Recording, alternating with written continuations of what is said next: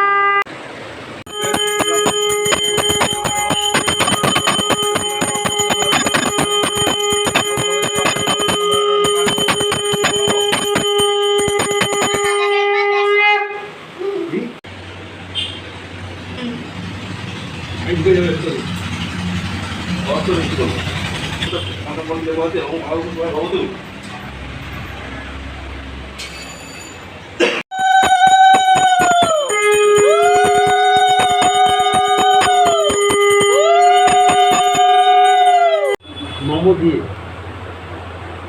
নারায়ণটা কি?